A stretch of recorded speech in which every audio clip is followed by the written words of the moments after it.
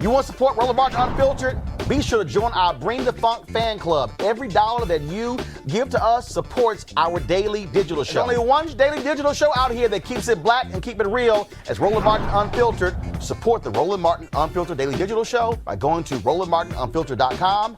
You can make this possible. Folks, this right here is the front page of today's Miami Herald. It says it was a bloodbath, how Miami's rightward shift changed the face of Florida politics. Democrats lost 2 House congressional seats there, led by Cuban Americans and Venezuelans.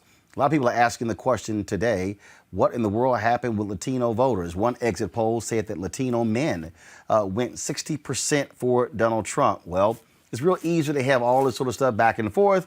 People talking about Latino voters. Matt Barreto is one of the best pollsters out there with regards to Latino voters. He joins us right now. So Matt, there's a lot of people who talk all kind of different stuff about Latino voters. All kinds. I said, no. Get Matt. I want to understand before we make any assumptions what has happened in this election with Latino voters. Well, good to see you, Roland. And I got to get one of those pocket squares, so I'm going to have to follow you up on that. First of all, let's talk about Miami.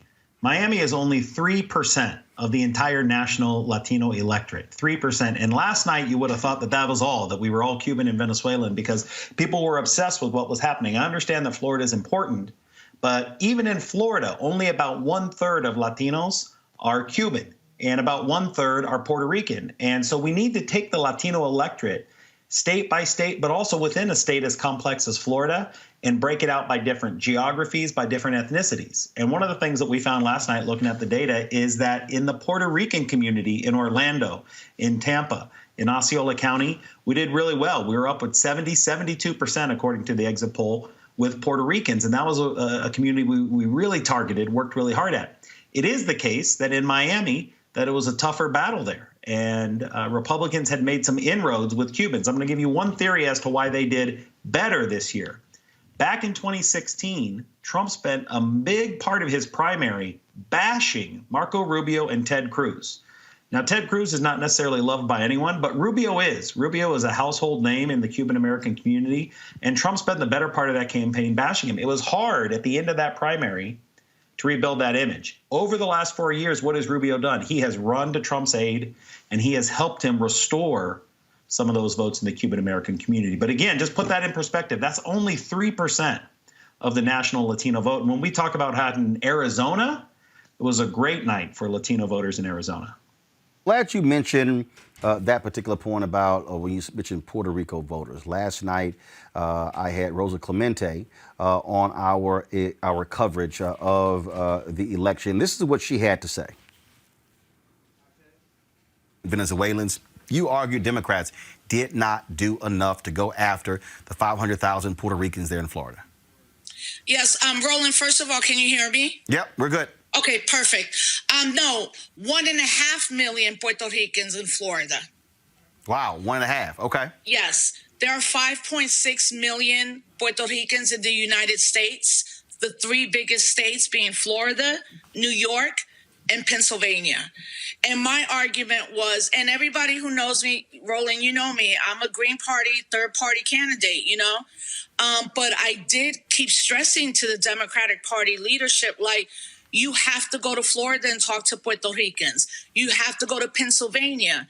Throughout a lot of my travels as a speaker, I've been to probably every county and city in Pennsylvania. And the Puerto Rican population is large there. So you're also talking about post-Hurricane Maria. And what Trump did was he went down there and he promised Puerto Ricans $13 billion, which we know it's a lie. But every Puerto Rican that I spoke to throughout the state of Florida told me no Democratic leadership has asked to visit us. So my argument is you're talking about 1.5 million Puerto Ricans, also who, as American citizens, when we hit the United States, we can vote. And, I just don't think the outreach was there. And I think the outreach should also happen in Pennsylvania. I live in upstate New York, so I'm close to this part of Pennsylvania. All right, Matt, so I would think that if you're Democrats and you realize how strong Cuban Americans vote Republican, when you look at how Venezuelans are following in the footsteps of Cuban voters, to your point, and I was on the phone today with a couple of Democratic strategists, and they asked me, okay, Roland, how then do we need to compete? I said, you've got to stop saying Latino. You got to get rid of Latinx. And what you have to say is, we're going to have a targeted effort to Puerto Ricans in Florida, to Cubans in Florida, to Venezuelans in Florida. We're going to have a separate strategy for Mexican Americans in Texas and for Mexican Americans who are in Arizona, New Mexico, and Nevada. We're going to have a completely different strategy for Chicanos in Chicago, for Dominicans in New York. I think part of the problem here, Matt, is that they've been treating groups as, I'm going to create a single message or two for this entire group, just like, and I'm going to discuss it with my panel in a little bit, same thing. I'm going to reach African Americans, but within that, I must have a targeted focus for black women, educated in terms of college degree, non-college degree. A targeted effort for black men, college degree, non-college degree. You can't just sort of do this one shot across and I'm going to catch everybody with the same messaging. Yeah, I think you're exactly right about that. But, a little bit of what Rosa was saying was coming out of that just early knee-jerk reaction when it looked like the, quote, Latino vote, which was being lumped together early on, wasn't performing well. We knew by the end of the night that it turned out a lot better. Really, the only real trouble spot was in Miami-Dade County. As I said, if you look at the rest of Florida, Puerto Rican vote was really good in the rest of Florida. We had really good numbers in Orange County and Osceola County. And Pennsylvania, which is going to come through today, it does have a huge, huge Puerto Rican vote. About 65% of Latinos in Pennsylvania are Puerto Rican voters. Nydia Velázquez was there 3 or 4 times for the Biden campaign, coming over from New York to talk to those Latinos. And you're absolutely right. It does need to come from the community. It needs to be culturally relevant. And you saw the same thing. Darren Soto, Puerto Rican congressman, was really active in Central Florida. But if you go to Phoenix, who did the campaign have? Ruben Gallego, Congressman Raul Grijalva, these Congress people from the community who are Mexican American doing that outreach. We had George Lopez going into Arizona and doing events for Latino men. That needs to become the norm. There needs to be more of that. There needs to be more micro-targeting black and brown communities in the same way that the white vote is pulled apart and seen these different sort of subgroups. I think you're starting to see that. If you peel back now and look at where were their success stories in 2020, you're going to see that it was more of that. Arizona needs to be at the top of the list. People need to unpack that more. The state director for Biden was a Latina for the whole state of Arizona. Then under her was a Latino state director just focusing on the Mexican-American community. That's a good blueprint to use to expand, to really take the vote seriously. There's an issue that we have to talk about. And I saw this happen in, was it 2012? It was 2012. It was very interesting. I remember was at CNN, and there was all this talk about white Hispanics. And I remember being in a conference room, and you had Mark Whitaker, who was the number 2 at CNN, the managing editor, was sitting in the room, and we're on the conference call, and they're on the call, and these folks are on the call, and they're talking about, and so one of the white executives at CNN says, look, folks, we got to be careful with this language. They're not white Hispanics. I started laughing. And there was somebody in the call who goes, I'm sorry, excuse me, I'm a white Hispanic. And I said, guys, I'm from Texas. I've been knowing white Hispanics my whole life. Let's talk about that, Matt, because when we talk about white Hispanics, the reality is we have to confront the fact that there are white Hispanics who are more white, identify with more with white voters than they do with black and brown voters. Talk about what your polling says when it comes to that, and how that goes when it comes to Democrats, Joe Biden, and Republicans, Donald Trump. What are you seeing? Well, there's a huge diversity, and we need to continue talking about that diversity in the Latino community. Where you generally see it is large numbers in places like Florida, people who were fleeing South America, Cuba, and other places who identify as white racially. And yes, they are a Hispanic Latino. They might be immigrants. They might have an accent, et cetera, but they may identify racially as closer to white. And then you have others also from the Caribbean, Puerto Rican, Dominican, and other communities, Brazilian maybe, who identify as black. You go up to the Dominican population in New York City. And so that is a big issue. The diversity within our community is there. And then you have predominantly Mexican-American immigrant populations in the Southwest, which differ, right, from those populations that say, hey, my family's been here 200 years. Think about some of those communities in New Mexico where Spanish is ubiquitous. It's everywhere. But people maybe trace their ancestry to Spain, to the conquistadors who came 500 years ago. So that diversity is important. The one thing we find is people still identify as Hispanic. They identify as Latino. They recognize that.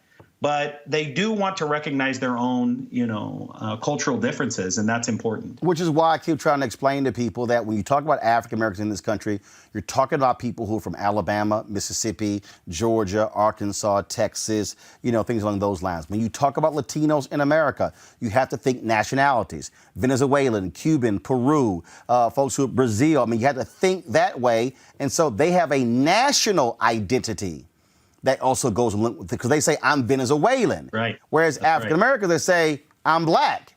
I might be black from Texas, but I'm black from Louisiana, I'm black. So you can't ignore the nationalistic aspect of these voters. Well, it's also interesting. I'd be curious to get your perspective on this as we start to think about the way that the black population in America is changing, too, with Haitian, Jamaican, and other black, Caribbean, or even African. I mean, that immigrant population is now starting to be noticeable. Ethiopian, Eritrean in the black community, too. And that's quite interesting to see those distinctions. And kids often identify as black, but, sometimes there's those immigrant populations as well. And I'll tell you, many of the people who would support Donald Trump who were black were those very immigrants, because their view of America is different. One of the things I want to talk to you last before I let you go is we still talk about, first of all, before I do it, do you use the term Latinx? I don't get it. So I mean, seriously, for me, I say Hispanic/Latino because growing up in Texas, they're the different groups. I know folks in Latino who can't stand Latinx. I'm just curious your thoughts.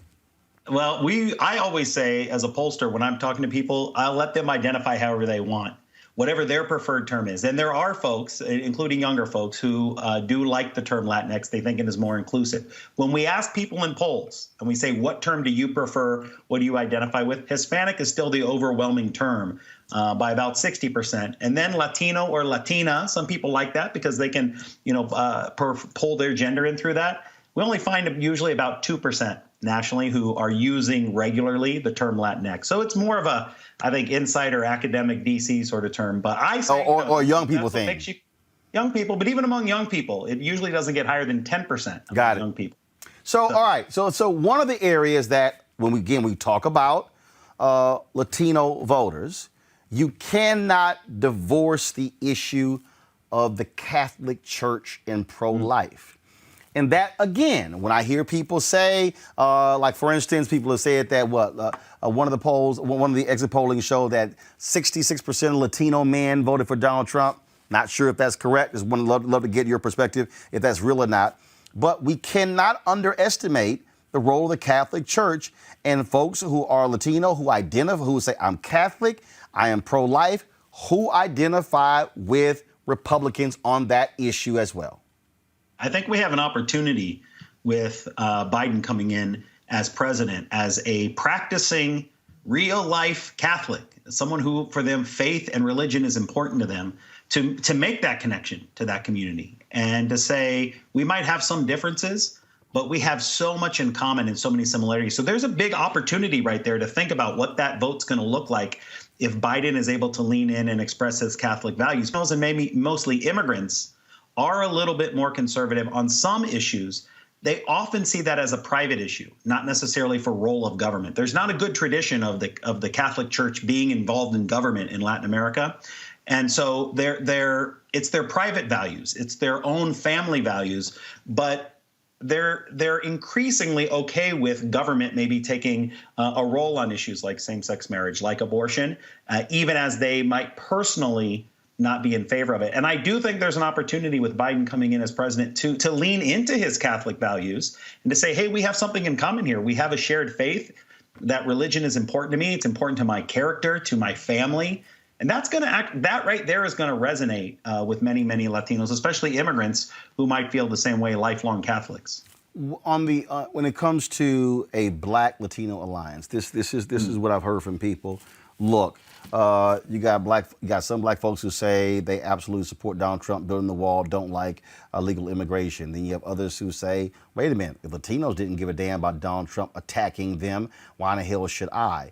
Do you actually see, as we are 23 years away from the nation becoming majority people of color, and that is Latinos, Blacks, Asian Americans making up the majority in this country, whites being 47%. Do you actually see a growing, because it exists in a lot of places right now, but do you see a real opportunity for a much stronger Black Latino alliance? And how does that work politically to counter, frankly, what I call white minority resistance, even though they're in the majority, where whites are essentially joining together saying, hey, we got to hold these folks back as long as we can because they're coming and the demographics are changing. Your thoughts on that? Yeah, absolutely. First of all, the number one motivator and mobilizer, the most popular figure in the Latino electorate right now was President Obama. Now, there's no surprise why you saw him on the trail closing. He is still held in very high regard and high esteem. So when our leaders lean in, they help the community come along on those issues of solidarity and coalition. And so the more that our leaders lean in on those issues, I think you're going to see big opportunities for that.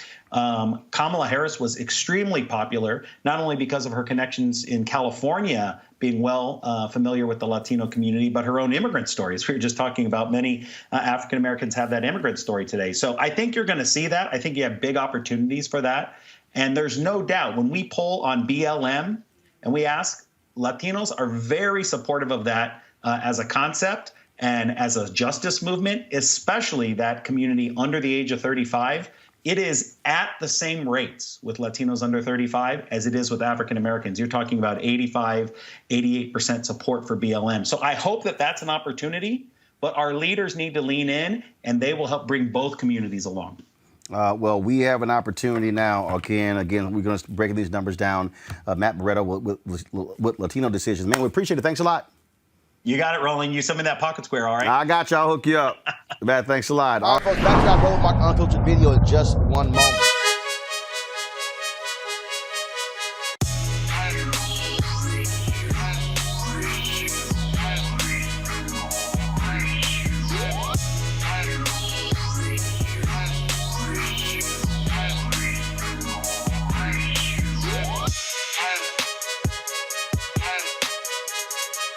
All right, the folks at Seek.com, Black-owned company founded by Mary Spio. They, of course, a virtual reality company. You can check out their content at Seek.com, CEEK.com. You can do so, of course, with these VR headsets. You can look at it, of course, on your regular device or your pad or your computer.